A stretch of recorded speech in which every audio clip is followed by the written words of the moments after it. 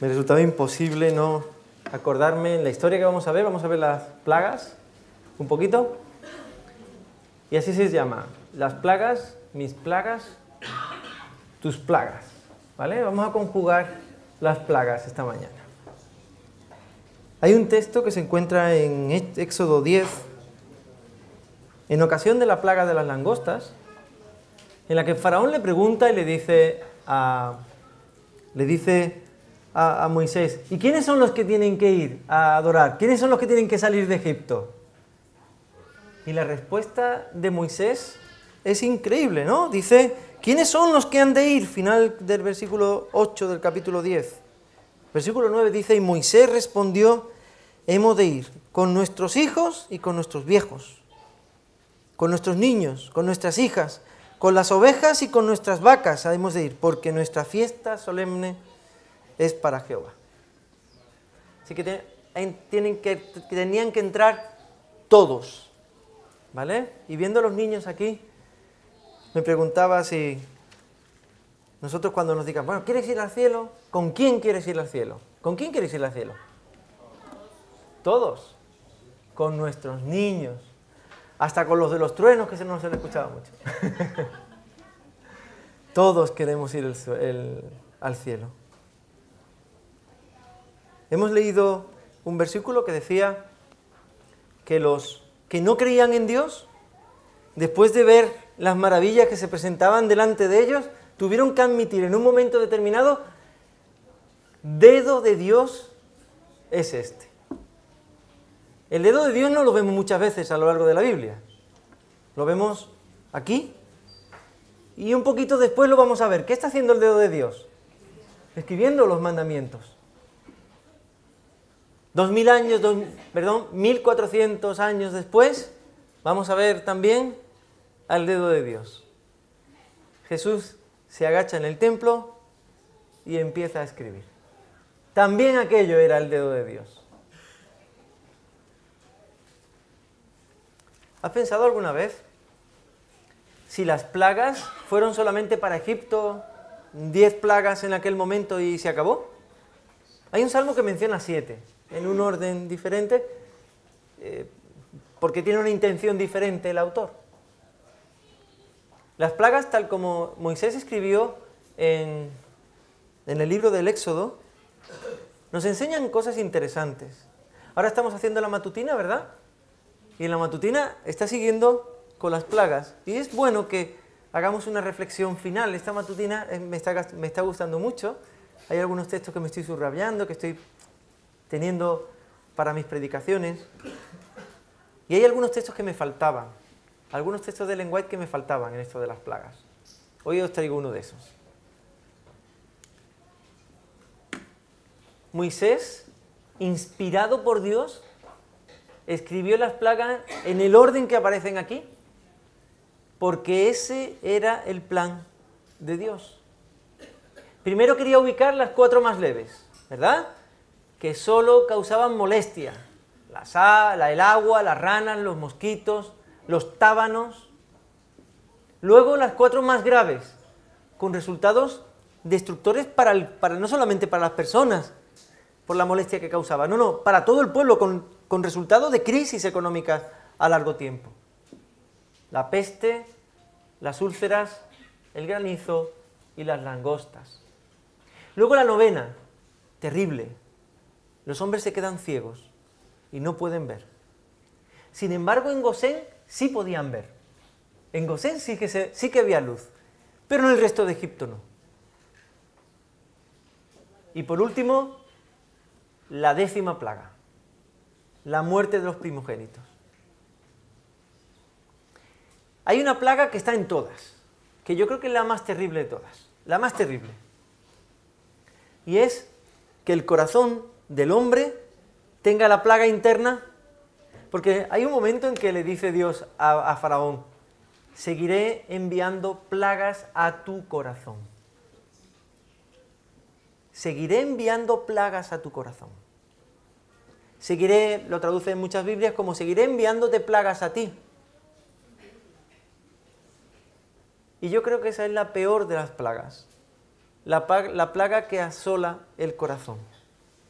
La plaga en la que el corazón se vuelve duro y por mucho que hace Dios, no hay manera. Hasta los hechiceros dijeron, como ha leído antes Néstor, tenemos que admitirlo. Ese es el dedo de Dios, ya no tenemos más explicaciones.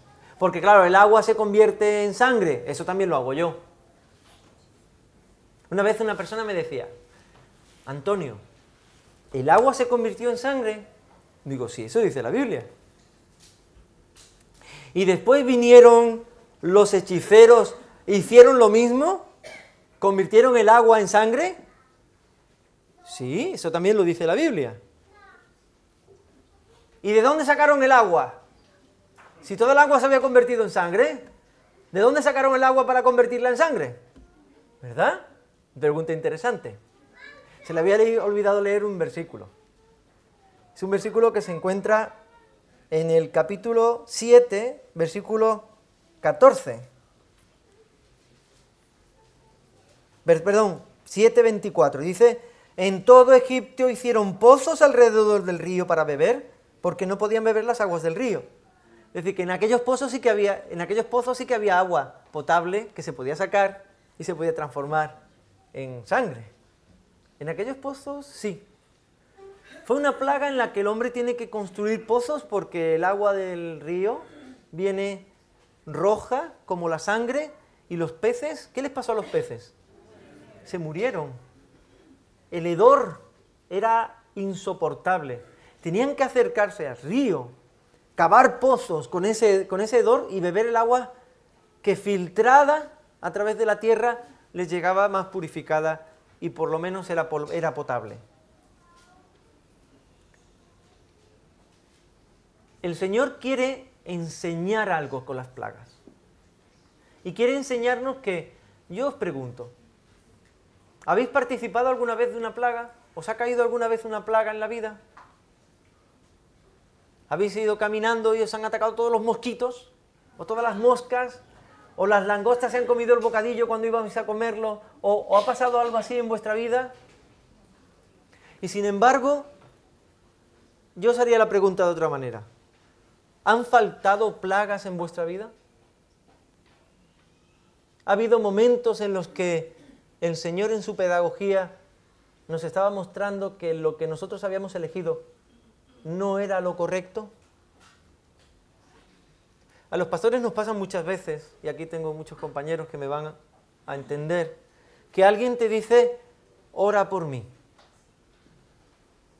Como si la oración del pastor fuera mágica. Los pastores podemos hacer muchas cosas, pero nuestras oraciones no son mágicas.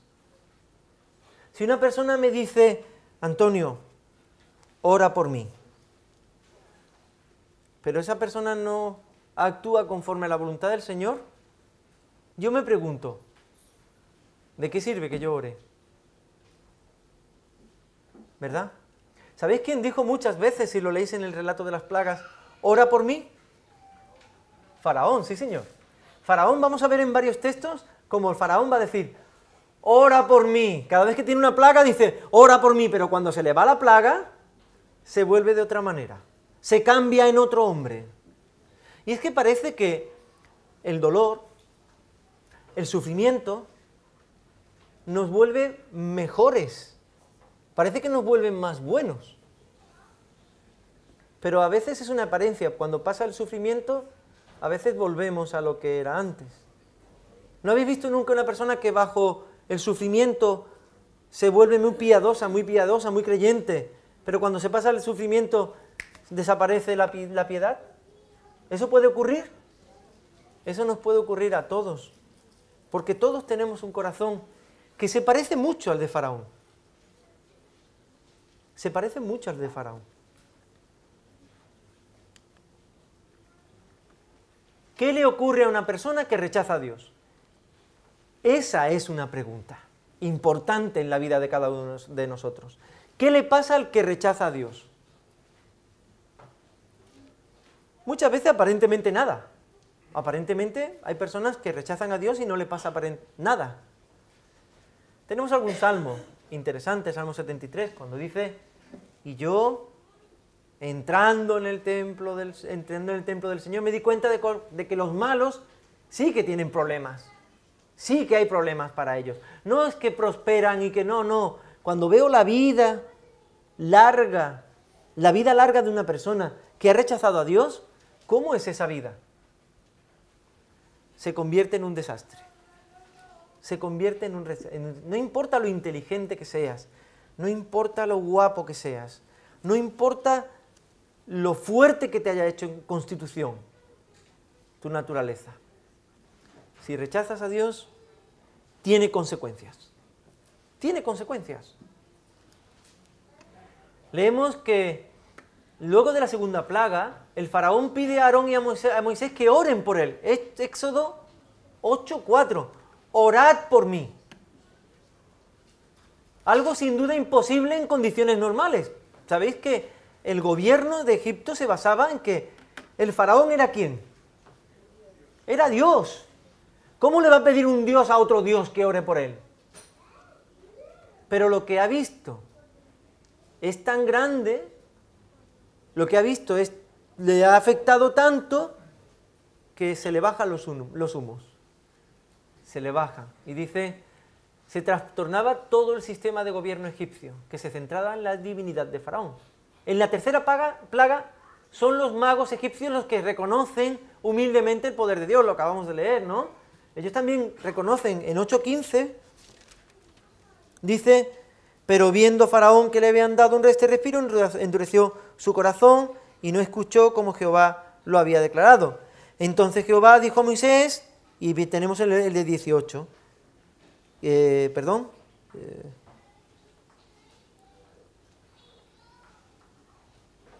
aquí me equivoqué yo.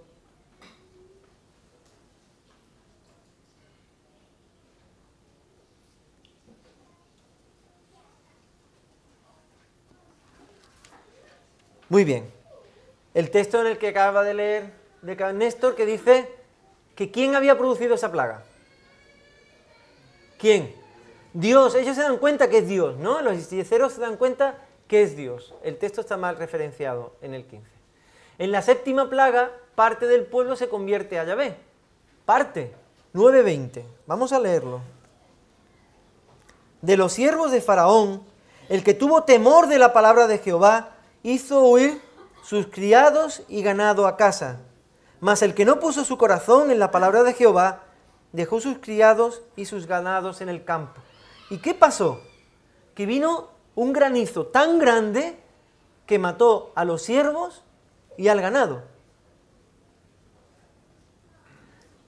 ¿Quiénes se salvaron? ¿Los israelitas o los que siguieron la palabra del Señor?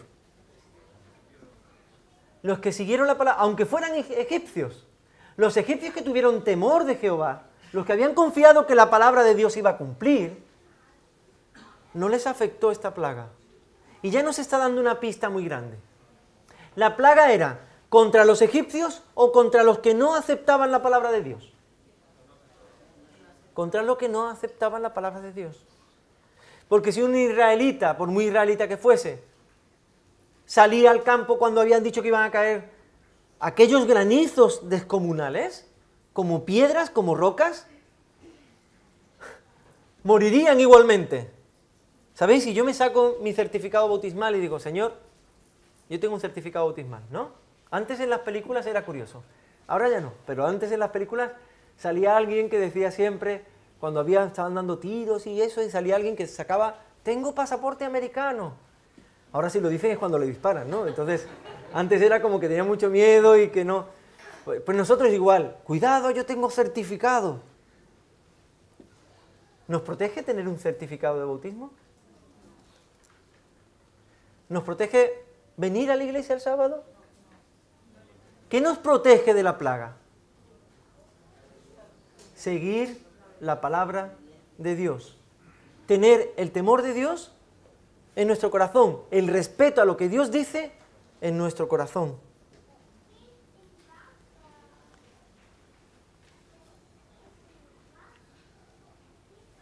En la séptima plaga, parte del pueblo se convierte a Yahvé, ¿vale?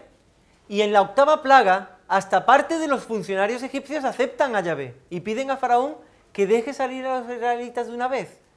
Éxodo 10:7. Lo vamos a leer. Entonces los siervos de Faraón le dijeron: ¿hasta cuándo será este hombre un lazo para nosotros? Deja ir a estos hombres para que sirvan a Jehová su Dios. ¿Acaso no sabes todavía que Egipto ya está destruido? Y es que puede ser que tu vida esté destruida y no te des cuenta, y sigas empecinado porque hay una plaga en tu corazón que te impide reconocer que Dios está actuando. ¿Seríamos capaces de reconocer que nos estamos equivocando? ¿Sabéis que si coges a un animal o a una persona y la pones en una piscina y vas aumentando la temperatura a 1 grado, después dentro de un ratito otro grado, después dentro de otro rato otro grado, la persona se puede casi cocinar viva sin darse cuenta? Si lo haces de golpe, la persona se quema y sale, pero si lo haces lentamente. Egipto había olvidado algo muy importante. Durante 430 años había recibido la bendición de Dios, no por ellos, sino porque habían recibido al pueblo de Dios en ellos. 430 años de bendiciones. Y el Señor es el que estaba detrás de la maldición. Tengo un texto de Ellen White que responde a eso, a lo mejor de forma sorprendente. Detrás del dolor estaba el Señor. Ya veremos el texto, ¿vale? Yo no diría ni que sí ni que no, yo me esperaría a leer el texto. El faraón pide humildemente perdón a Moisés. Éxodo 10, 16 y 17, después de que hablen los siervos, dice: entonces Faraón se apresuró a llamar a Moisés y a Aarón y dijo: he pecado contra Jehová vuestro Dios y contra vosotros. No solamente pide Faraón que se ore por él, sino que reconoce su pecado. Y ahora yo os pregunto, después de pedir que se ore por él, después de reconocer su pecado, ¿se arrepiente Faraón? Anda. Quizás una persona pueda estar orando, pedir a la iglesia que ore por él. Puede ser que esa misma persona esté confesando su pecado y no haya en su corazón lo que tiene que haber en su corazón para que Dios le perdone.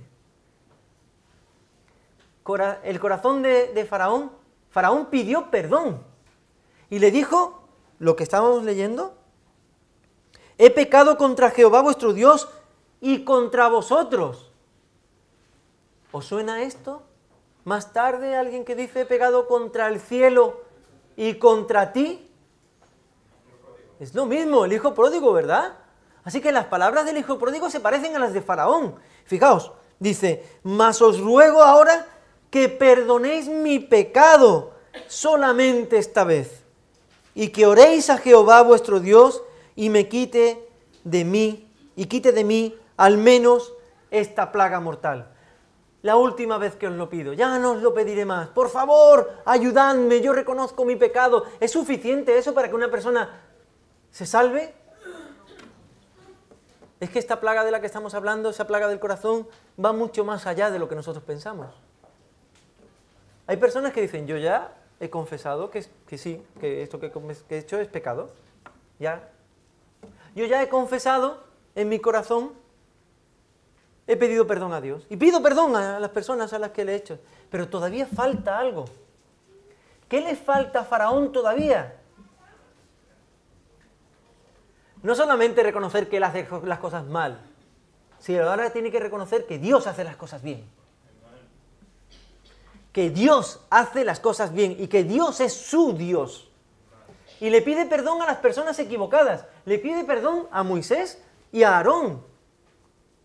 ¿Cómo le pides perdón a Moisés? ¿A quién le tenía que pedir perdón? A Dios. ¿Le pide perdón a Dios? No le pide perdón a Dios. Fijaos cómo termina el versículo 20 del mismo relato. Dice: pero Jehová endureció el corazón de Faraón. A veces lo he explicado. El texto dice literalmente en hebreo: pero a causa de Dios, el corazón de Faraón se hizo pesado. Y sabemos que en la religión egipcia, que el corazón se hiciera cabot, que se hiciera pesado, significa que el corazón no era apto para salvarse. Un corazón pesado en la religión egipcia significa que no pasaba a la otra vida. Porque en la otra vida estaba Maat, la diosa con la pluma, que pesaba en una balanza el corazón del hombre. Ponía en un lado la pluma y en otro lado el corazón del hombre. Si el corazón pesaba más que la pluma, no se podía salvar. Así que, incluso respecto a su propia religión, Faraón lo estaba haciendo mal. Porque el corazón de Faraón tenía una plaga. ¿Cuál era la plaga? El endurecimiento, la pesadez, tener un corazón pesado, duro, que se arrepiente, que pide perdón, ya no lo haré más. En la historia de la redención se cuenta la caída de Satanás. Es un texto que hay que leerlo con mucho detenimiento, porque dice que Satanás se arrepiente y confiesa que lo ha hecho mal. ¿Os acordáis los que lo habéis leído? Dice el texto que sí. Y se encuentra delante a un Cristo preexistente, el Hijo del Dios vivo, que llorando le dice que no es sincero lo que está diciendo. ¿Por qué confesó esto Faraón? Por la misma razón que lo confesó Satanás. ¿Cuál era la razón? La razón es que lo estaba pasando mal. Ay, cuando lo paso mal, soy capaz de confesar, de hacer lo que quieran, de decir lo que quieran. Claro, cuando lo estoy pasando mal. ¿Y cuando ya no lo estás pasando mal? ¿Qué oportunidad más bonita hubiese sido para Faraón convertirse? ¿Sabéis lo que hubiese pasado en Egipto? Si Egipto se hubiese convertido en Faraón y hubiese dejado ir a los israelitas en ese momento, ¿sabéis lo que podría haber ocurrido? Hubiese hecho que Israel y Egipto hubiesen sido de las naciones más prósperas de la tierra. Pero no ocurrió así. Porque aunque la gente ya estaba cansada y reconocía que era Dios el que estaba actuando, cuando los magos reconocen que es el dedo de Dios, cuando los siervos, los ministros reconocen que es Dios el que está actuando, por favor déjalos ir. Hay un hombre que tiene una plaga que no se agota en su corazón, que es Faraón, que es la dureza del corazón. ¿Dónde está nuestro corazón duro? ¿En qué manifestamos un corazón duro? Había un hombre de corazón durísimo y llegó el Señor y le cayó una plaga de ceguera. ¿Os acordáis quién era? Pablo. Pablo sufrió una plaga individual de ceguera, se quedó ciego y en su ceguera él no hizo como Faraón, no endureció el corazón. ¿Qué hizo Pablo? Ablandó el corazón, aunque tuviera que romperlo, y lo rompió en 1000 pedazos. Y se convirtió al Señor. Fijaos lo que dicen cuando se pone delante de Félix y tiene que testimoniar, y traen a un romano para que lo represente, a un abogado romano para que hable de Pablo. Fijaos lo que dice. Dice, porque hemos hallado que este hombre, Pablo, es una plaga y es promotor de sediciones entre los judíos de todo el mundo y cabecilla de la secta de los nazarenos. Ver a Pablo como una plaga. Eso solamente lo puede ver alguien que tiene una plaga en su corazón. Porque todos los que acusaban a Pablo tenían la misma plaga que Faraón en su corazón. Un corazón endurecido. Los que rechazaron a Cristo y lo clavaron en la cruz tenían la misma plaga, el mismo problema que Faraón. Un corazón endurecido. ¿Sabían los fariseos que Jesús hacía milagros verdaderos? ¿A que sí?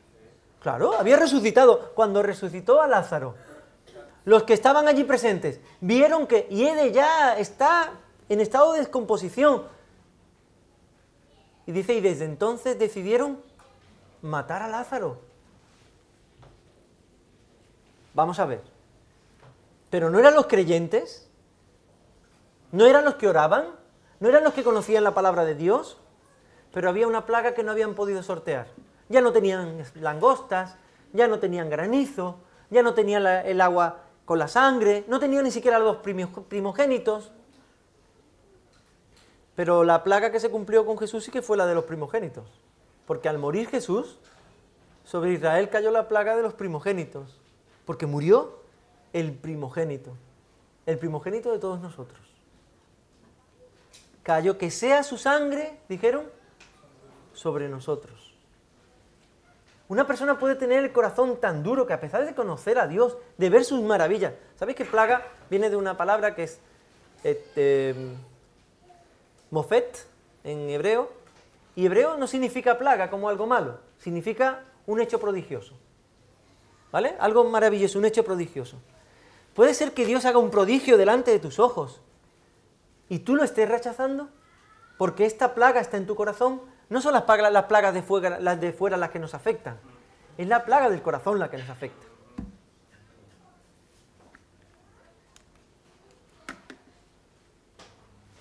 Jesús se encuentra con un hombre ciego de nacimiento y los apóstoles tienen una pregunta para Jesús.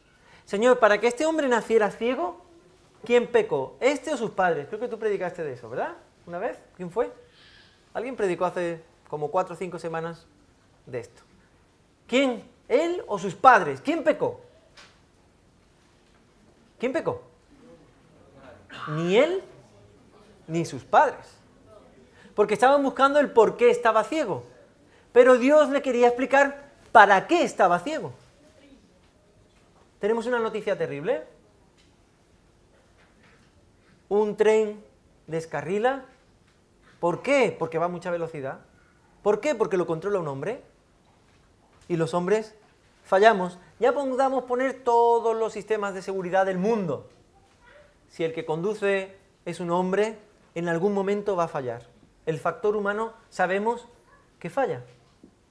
Bueno, pues van en un tren y mueren muchas personas, muchísimas personas. Ayer nos comentaba Elvis. Y yo os pregunto, ¿la pregunta qué es? ¿Por qué o para qué? En la escuela sabática estábamos hablando antes.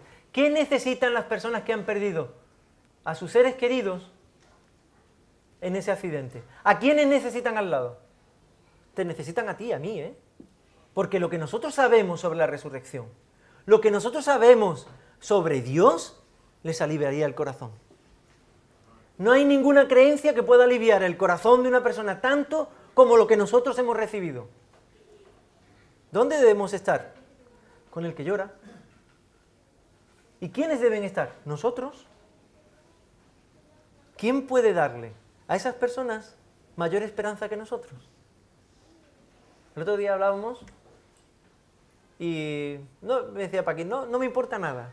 Lo que me importa es que estoy con Jesús. Eso es lo que me importa.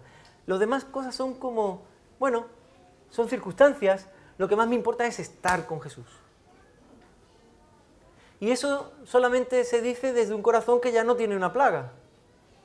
Porque lo que le importa al corazón que tiene la plaga es estar bien, no estar con Jesús. Dios había dado una lección destinada a prevenir esto, a prevenir que los hombres pensaban que a causa del pecado Dios castigaba a los hombres. La historia de Job había mostrado que el sufrimiento es infligido ¿por quién? ¿Qué dice el texto? Por Satanás, pero que Dios predomina sobre él con fines de misericordia. Pero Israel no entendía esta lección. Es decir, el sufrimiento, ¿quién lo provoca? ¿Sabéis que Dios solamente para que las plagas aparecieran, solo tuvo que retirarse de Egipto? No tuvo que actuar. La protección que durante 430 años había tenido, solamente tuvo que retirarla. Y ya verían lo que Satanás quería hacer con el pueblo de Dios. Y con el sufrimiento, y con la muerte, y con todo eso, porque Dios no planea el mal. Dios no planea el mal. Y lo que nos dice la sierva del Señor es que en la historia de Job había mostrado que el sufrimiento es infligido por Satanás, pero que Dios actúa predominando sobre ese sufrimiento por misericordia. ¿Tuvo misericordia de Faraón el Señor? Y Faraón decía, sí, no, sí, no. ¿Cómo termina un matrimonio en el que uno de los cónyuges dicen, sí, yo te voy a ser fiel? En esta ocasión no he podido ser fiel, pero yo te voy a ser fiel. Y vuelve a ser infiel. No, la próxima vez. Y pasa así muchos días y años. ¿Qué pasa con ese matrimonio? ¿Qué pasa? Sabéis que el matrimonio es indisoluble, pero no es indestructible. Y se destruye. Y el matrimonio se destruye. Lo que no puede ser es que yo le pida a Dios, le pida a mis hermanos que ore por mí y yo no tenga propósito de cambio en mi corazón. No puede ser que yo le diga a un hermano, mira, yo te he robado, pero la próxima vez no te robaré. Y te sigo robando, pero no te robaré. ¿Llegará un momento en que mi hermano desconfíe de mí? No llegará un momento, es que desde la primera vez, cuando lo hace la segunda, ya desconfía de ti para siempre. Y eso es lo humano. Y lo divino es perdonar. ¿Hasta cuántas veces? El Señor estaba dispuesto a perdonar a Faraón hasta 70 veces 7. Hasta 70 veces 7.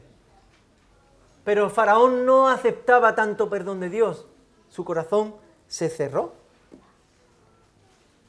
Israel no entendía la lección. Y yo me pregunto si nosotros la entendemos. Si el mal que nos ocurre, nosotros lo comprendemos. Si el mal que nos ocurre, decimos, Señor, ¿por qué? ¿Y por qué? ¿Y por qué? ¿O para qué?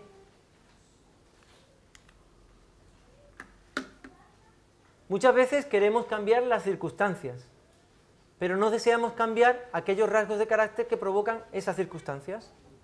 Este es el problema. Que me pilla la Guardia Civil, pongo una cara de bueno. Ay, me acabo de pasar, no me había dado cuenta. No me digas que iba a 120 por donde pone 70. No me había dado cuenta. Yo nunca hago estas cosas. ¿Verdad? Ponemos cara de bueno. Se termina la Guardia Civil.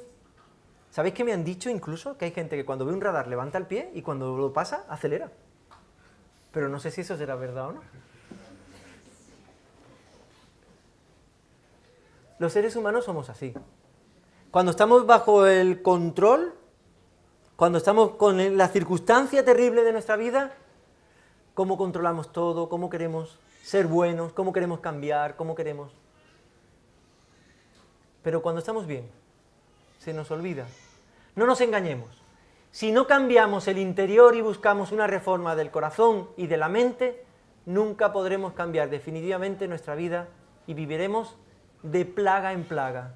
En vez de gloria en gloria, como dice el texto, viviremos de plaga en plaga. Y hay personas que tienen un problema, salen de ese problema, hay que ver lo que me han hecho y le echan la culpa a los demás. Y vuelven a caer en otro problema y le vuelven a echar la culpa a los otros. Y a lo largo de la vida, a medida que se va pasando la vida, han tenido 50 problemas y siempre los 50 han sido los demás. Siempre. Y no admiten que ellos tienen responsabilidad. Y esto es una plaga. Y esto es una plaga. Hay que ser muy valiente para querer cambiar, porque cambiar significa admitir con humildad nuestros errores delante de Dios. Significa pedir perdón. Y ahora viene lo que le faltaba a Faraón. Y poner toda nuestra voluntad al servicio de Cristo, para que transforme nuestra manera de vivir. No he dicho nuestra voluntad, he dicho toda nuestra voluntad. Si nosotros no ponemos toda nuestra voluntad al servicio de Cristo, si nos guardamos un 5%, si nos guardamos un 1% de voluntad propia, ¿sabéis lo que va a ocurrir? Que cuando pasen las circunstancias voy a ser exactamente igual que Faraón. A veces yo me he sentido igual que Faraón. Igual. Y he dicho, Señor, ¿cómo puede ser que cuando yo era pequeño y veía en el franelógrafo y me daban la escuela sabática y yo veía a Faraón, decía, ese es el malo, uy, como ese no, nosotros somos diferentes. Y cuando he crecido me he dado cuenta que muchas veces yo he sido como Faraón. Porque no se libra a nadie. Porque nuestro corazón tiende a la ruindad y tiende a hacer lo que no debe. Mirad qué pueblo tan bonito. Se llama Viganella, ¿vale? Este pueblo se encuentra en Italia, en el Piamonte. ¿Sabéis que el Piamonte es el norte, noroeste de Italia, ¿no? Está en el noroeste, sí. En el noroeste de Italia es un sitio muy rico, es una de las regiones más ricas de la tierra, Os digo un secreto ahora que nadie nos escucha, y es que en el Piamonte es donde se hace, en la fábrica para toda Europa de una marca muy conocida de chocolates, que empieza por Ferrero y termina por Rocher, pero no lo voy a decir. Y así es donde se fabrica el máximo de Italia y uno de los más grandes de Europa, ¿no? Así que todo el mundo ha participado del Piamonte en algún momento de su vida, ¿no? En algún cumpleaños. ¿Sabéis? Viganella tiene un problema. Ahí viven 165 personas, nada más. Personas que, con cierto poder adquisitivo, que han vivido toda la vida ahí. La mayoría son ancianos. Y es que Viganella está en un valle tan profundo que nunca le da el sol. Nunca. Vive en un valle tan profundo que el sol sale de este a oeste y por la configuración de la montaña siempre la sombra de la montaña se proyecta en Viganella. Siempre. Es un pueblo muy curioso que mucha gente, muchos turistas van a visitar porque han construido un sol para Viganella, un sol artificial. Ahí veis que le está dando el sol justamente en el centro del pueblo, ¿vale? Que ahí está más clarito, ¿no? Aquí, ¿veis que está más claro? Por su sol artificial. Se han gastado 100.000 euros, unos 100.000 euros más o menos, y han creado un sol artificial. Mirad. En la sombra se proyecta por aquí. Ese es lo más cerca que el sol está del pueblo que está aquí. Entonces, la sombra que va por aquí hace que nunca le dé el sol. El sol iría en esta dirección, ¿vale? Y nunca le da. Entonces, ¿qué han hecho? Han creado un reflector como un espejo gigante, que les ha costado 100.000 euros, que está conectado a un ordenador, y ese ordenador está conectado a un centro que le dice dónde está la rotación del sol. Entonces, el espejo se va moviendo y tienen 6 horas de sol al día, ¿vale? Así que los abuelitos del pueblo, cuando llega la hora de que el espejo se pone en marcha, todos se bajan al centro del pueblo ahí, a esta parte que hemos visto antes, ahí a tomar el sol reflejado, ¿no? Y ya tienen sol. ¿No nos pasará a nosotros un poquito esto? ¿Y si no hay luz en nuestra vida? ¿No será que nos inventamos artificios para tener una luz, pero en vez de directa del sol, indirecta? ¿Qué solución se os ocurriría a vosotros para que ese pueblo tuviera sol? Toda la gente del pueblo tuviera sol. Mudar el pueblo a otro lugar, ¿verdad?